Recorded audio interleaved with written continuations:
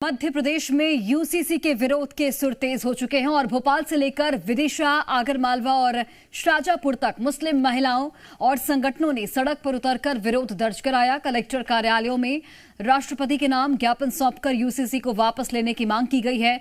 संगठनों ने इसे चरणबद्ध आंदोलन का पहला चरण बताते हुए आगे आंदोलन तेज करने का ऐलान किया। सवाल बड़ा है कि क्या एमपी में यूसीसी के खिलाफ विरोध अब सियासी आंदोलन का रूप लेगा?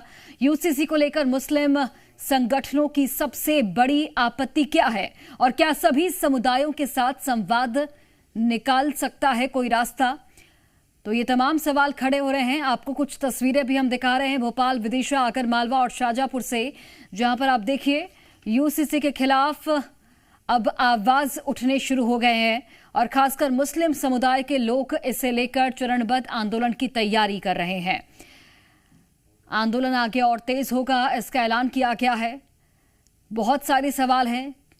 क्या एमपी में यूसीसी के खिलाफ विरोध अब सियासी आंदोलन का रूप लेगा? यह भी एक बड़ा सवाल। यूसीसी को लेकर मुस्लिम संगठनों की सबसे बड़ी आपत्ति आखिर क्या है?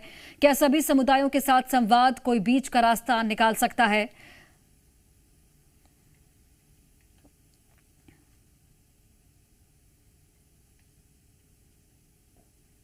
ये भ्रम फैलाया जा रहा है। जो भारतीय जनता पार्टी की सरकार में बैठे लोग हैं और उनको बेचारों को एक जिम्मेदारियां दी गई हैं, तो वो कंफ्यूजन क्रिएट करके भय का माहौल क्रिएट कर रहे हैं।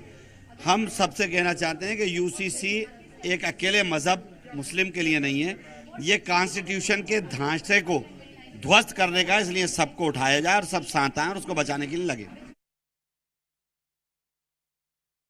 जो हम यहाँ पे स्टार्टिंग से स्टेट कर रहे हैं, which is article 25 and 29। Article 25 is freedom of religion, which everyone has, कि वो अपने रिलीजन को मान सकता है, प्रैक्टिस कर सकता है एंड शेयर द वर्ड। और विद 29 में, आर्टिकल 29 में, it is about the protection of our cultural activities. अगर हमारा कॉन्स्टिट्यूशन ऑलरेडी हमें वो प्रोटेक्शन दे रहा है, then why we need UCC? हमें यूसीसी की जरूरत नहीं है। We have our own constitution जो हम इतने सालों से फॉलो करते हुए आ रहे हैं, and we are happy to follow that. But everything I feel is wrong because आप हमारे पूरे कॉन्स्टिट्यूशन को चेंज करने की कोशिश कर रहे हैं। हम इससे कॉन्स्टिट्यूशन के प्रोटेक्ट करने की बात कर रहे हैं और it is affecting all the minorities, not only one community.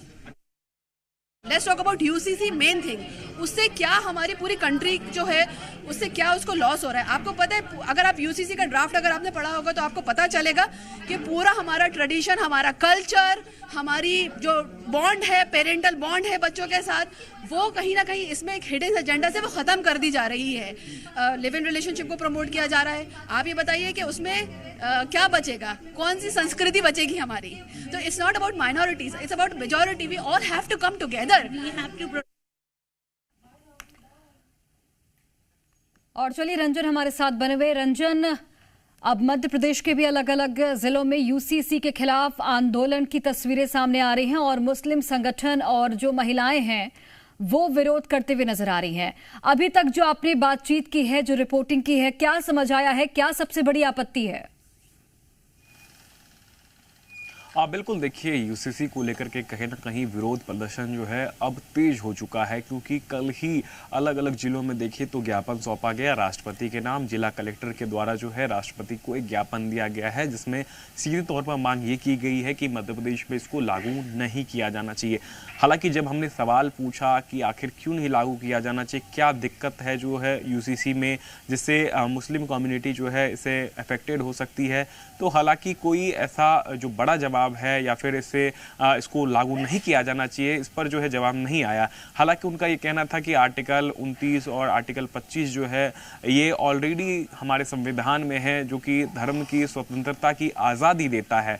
हालांकि सरकार का सीधे तौर पर ये कहना है कि सभी धर्मों के लिए, जातियों के लिए, विशेष वर्गों के लिए जो है एक समान कानून हो, और इसी के तहत ये सरकार चाहती है कि मध्य प्रदेश में यूसीसी लागू किया जाए। साथ ही साथ चाहे वो हिंदू हो, चाहे वो मुस्लिम हो, चाहे वो सिख हो, चाहे वो ईसाई हो, सभी धर्मों में जो है केवल एक शादी की अनुमति दी जाएगी और शादी का बाकायदा आपको रजिस्ट्रेशन भी कराना पड़ेगा। अगर लिविंग रिलेशनशिप में आप किसी के साथ रह रहे हैं तो चाहे वो लड़की हो चाहे वो लड़का हो, अगर 18 साल से अधिक उम्र के हैं तो उनको भी अपने माता पिता को इसकी जानकारी देनी होगी और साथ ही साथ रजिस्ट्रेशन कराना होगा। लेकिन जो मुस्लिम कम्युनिटी है उनका सीधे तौर पर ये कहना है कि उनकी जो धर्म की स्वतंत्रता है उसको छीनने का काम किया जा रहा है, साथ ही साथ संविधान को भी जो है खत्म करने का काम किया जा रहा है, पेरेंटल बॉन्ड को खत्म करने का काम किया जा रहा है। ऐसे तमाम सारे तथ्य जो है वो मुस्लिम महिलाओं के द्वारा दिए जा रहे हैं। हालांकि कुछ लोग इसके सपोर्ट में भी है, कुछ मुस्लिम महिलाएं खुश भी है, क्योंकि लंबे समय से जिस तरीके से मांग चल रही थी एक शादी की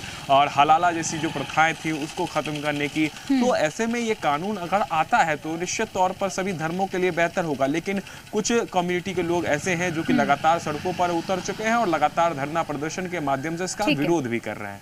ठीक है रंजन, आगे भी आपके जरिए तस्वीरें हम दर्शकों तक पहुंचाएंगे। फिलहाल बहुत धन्यवाद आपका।